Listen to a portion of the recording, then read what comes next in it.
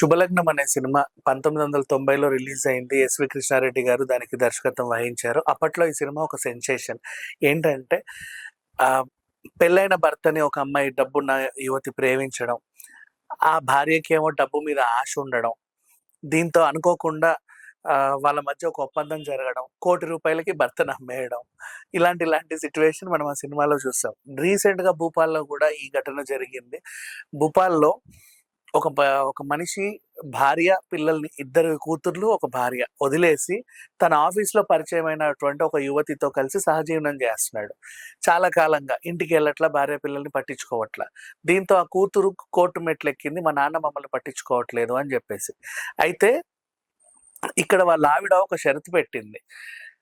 ఆహ్, మీరు నాతో పాటు రండి. లేదు, లేదు నేను రాను. నేను ఈవిడతోనే ఉంటానని తెగేసి చెప్పాడాయన గూడా కోర్ట్‌లో. నాకు వీళ్ళతోనే ఉండాలనుంది. నాకు రావాలని లేదు అని.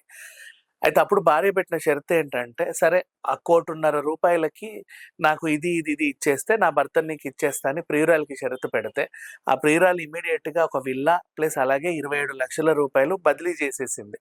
ఈ వ్యవహారం పూర్తయి సంతకాలన్నీ పెట్టేసుకున్న తర్వాత ఇద్దరు పిల్లలతో చెట్టాపట్టాలేసుకొని ఆ భార్య వెళ్ళిపోయింది.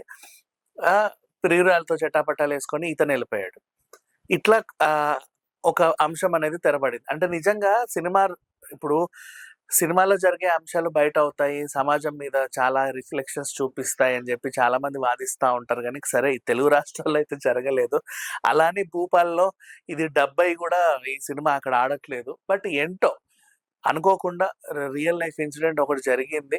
అది మన సినిమాలో ఎప్పుడో ఎస్వి కృష్ణారెడ్డి గారు తీసినటువంటి సినిమాకి మ్యాచ్ అవ్వడంతో మన దర్శకులు ఆహ్, ఇంత అప్‌డేటెడ్‌గా ఉన్నారా అని మనకనిపిస్తుంది. నిజమే తెలుగులో. ఎందుకంటే సింగీతం శ్రీనివాసరావు గారు ఎప్పుడు 'ఆదిత్య 369' తీసినప్పుడు చూడండి.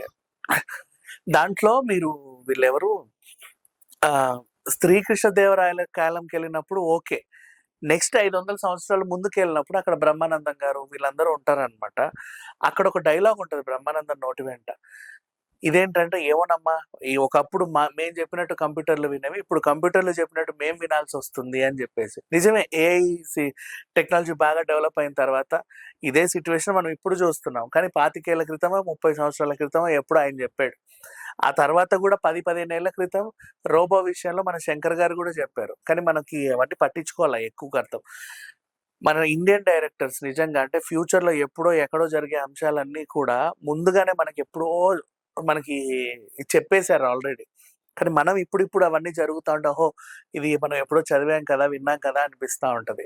సేమ్ ఇది కూడా 'శుభలక్ష్మి' సిట్యుయేషన్ గూడా అంతే. రూ. 1,50,00,000కి పొగుడిని ప్రియురాలికి అమ్మేసిన భార్యగా భూపాల్‌లో ఆ ఇల్లాలు అలా స్థిరపడిపోయింది. Thank you so much.